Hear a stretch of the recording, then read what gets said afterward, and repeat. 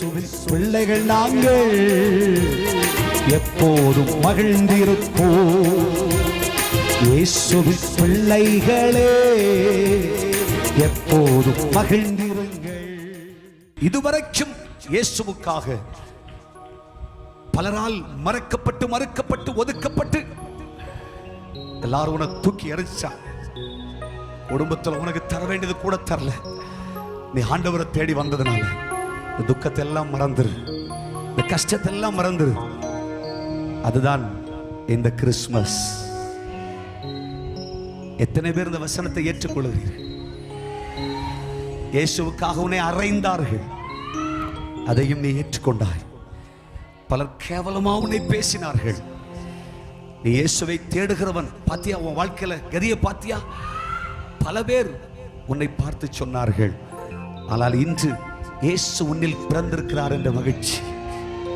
இயேசு பிறந்தது போல உன்னுடைய ஆசீர்வாதத்தின் விடிவு காலமும் பிறந்து விட்டது. ஒரு வெளிச்சத்தின் காலம் பிறந்து விட்டது. ஒரு அற்புதத்தின் நாள் பிறந்து விட்டது. உன்னுடைய உயர்வின் நாள் பிறந்து விட்டது. இழந்ததை மீண்டும் திருப்பி பெற்றுக் கொள்ளுகிற நாள் பிறந்து விட்டது. ஒரு புதிய சரித்திரம், ஒரு புதிய சகாப்தம். விசுவாசிக்கிறீர்களா? எத்தனை பேர் விசுவாசிக்கிறீர்கள்? கிறிஸ்து உங்களில் உருவாக வேண்டும் என்று நான் கர்ப்ப வேதனைப்படுகிறேன். ஆண்டவரே,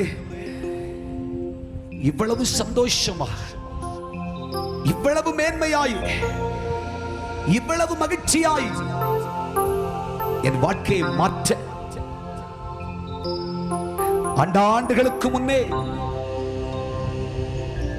இந்த உலகத்தில் ஒரு மனிதனாய் அவதரித்தீர் சுவாமி. அன்றைய பிறப்போடு நின்று விடவில்லை. இன்றும் இயேசு எனக்கு பிறந்து கொண்டிருக்கிறீர். இன்றைக்கும் என்னை உம் சமூகத்தில் நீர் உருவாகிற பாத்திரமாய் அர்ப்பணிக்கிறேன் என்று சொல்லுங்கள். ரெண்டு கரங்களை உயர்த்தி, இயேசுவின் பிள்ளைகள் நாங்கள் எப்போதும் மகிழ்ந்திருப்போம். இயேசுவின் பிள்ளைகளே எப்போதும் மகிழ்ந்து